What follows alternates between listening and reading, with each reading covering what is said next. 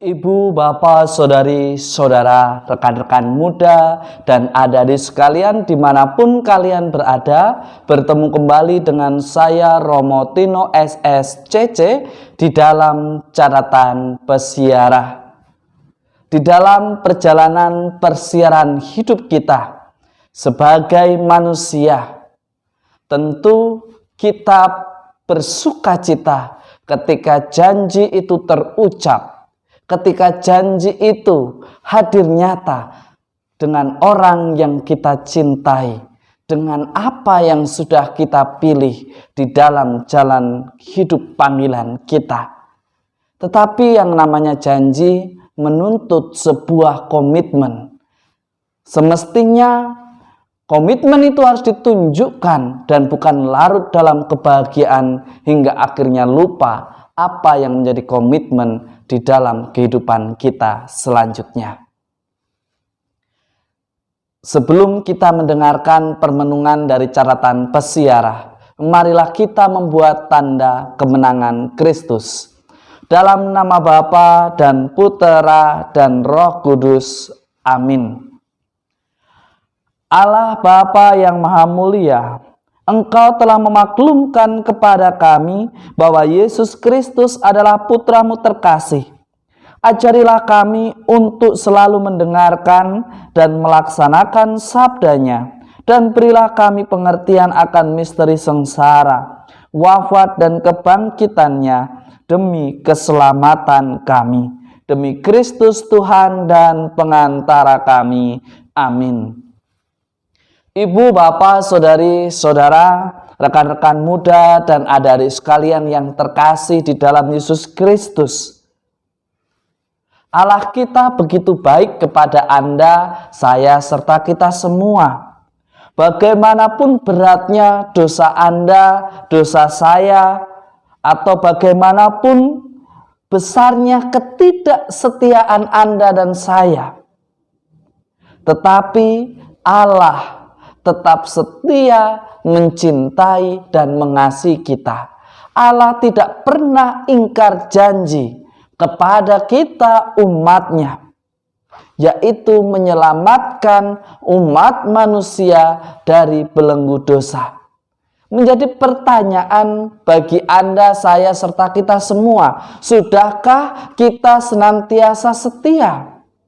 Sebagaimana dikatakan di dalam kitab Ulangan, kitab Kejadian, di mana kitab Kejadian ini mengisahkan bahwa Bapak Abraham dibenarkan karena kesetiaannya.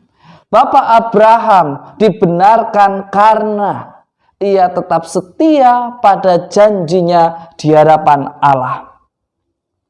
Kesetiaan Abraham sungguh teruji sebagaimana dikisahkan di dalam kitab Kejadian.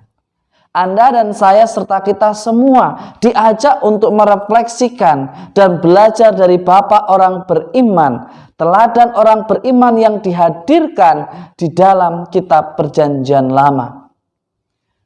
Kita diingatkan barang siapa senantiasa setia, berkat melimpah ada pada hidupnya.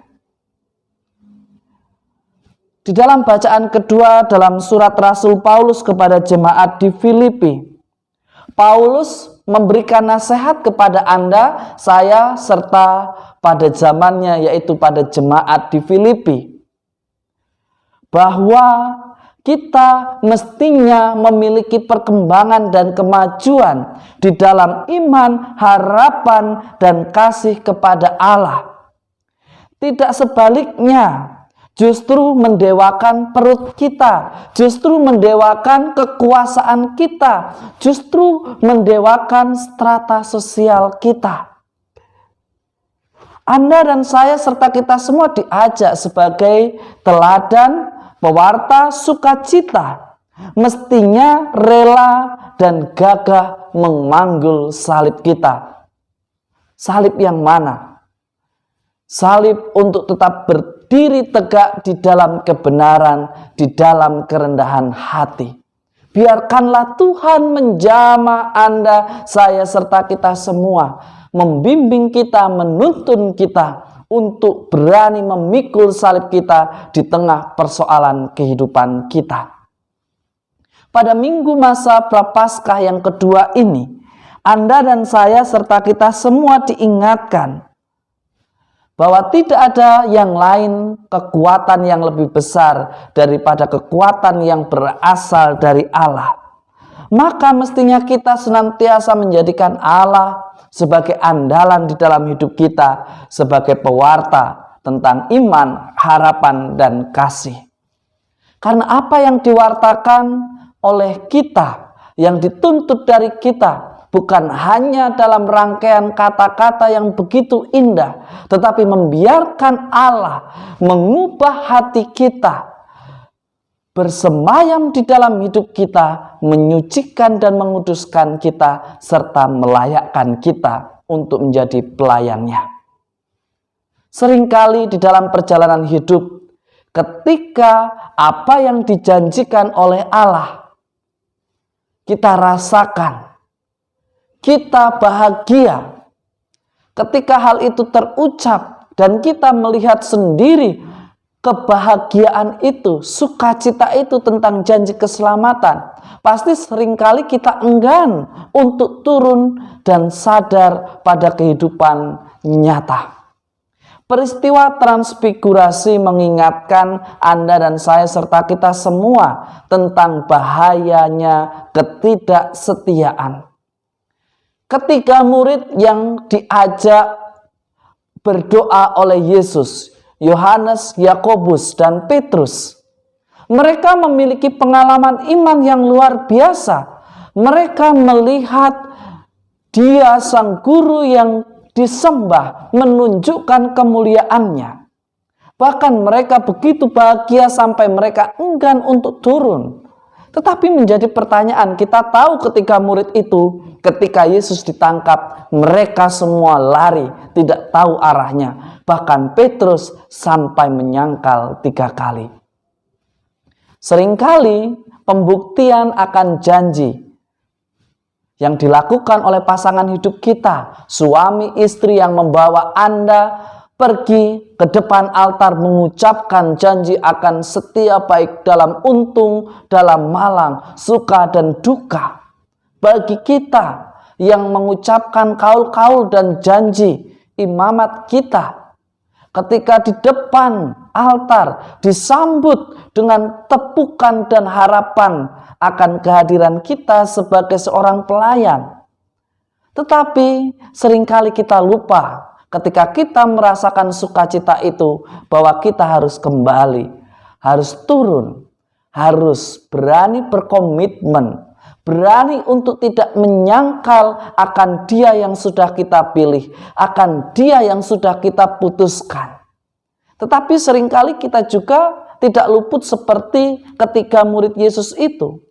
Ketika dalam ketakutan, ketika dalam bahaya, seringkali kita lupa dalam janji yang sudah terucap. Akan setia dalam untung dan malang, akan setia dalam suka dan duka. Sudahkah Anda setia dalam untung dan malang, suka dan duka terhadap pasanganmu?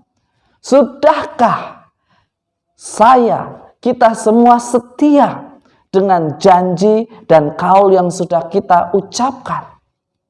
Ataukah kita pura-pura lupa, bahkan tidak mengenal akan janji yang terucap, seperti Petrus yang tetap menyangkal sampai 3 kali? Tuhan tetap setia. Tuhan tetap menunggu kesadaran dan pertobatan kita. Mari kita lakukan tobat yang sejati, sehingga kita semua sungguh dipantaskan di dalam persiaran hidup kita. Semoga berkat Tuhan senantiasa melindungi dan memberkati kita, Bapa dan Putera dan Roh Kudus. Amin. Ibu, Bapak, saudari-saudara, rekan-rekan muda dan adik-adik sekalian yang terkasih, janji yang terucap di depan altar, di hadapan umat Allah dan di hadapan Allah sendiri, bukanlah sekedar ucapan kata yang terangkai begitu indah dan mengharukan ketika diucapkannya. Semuanya itu akan menjadi sia-sia ketika kita seringkali lupa dengan janji yang terucap.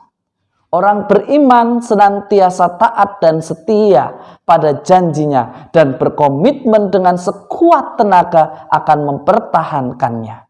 Sisanya jika terasa berat, biarkanlah Tuhan yang mendampingi dan memberikan kekuatan kepada kita.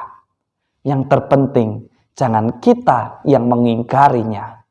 Selamat hari Minggu, Tuhan memberkati. Amin.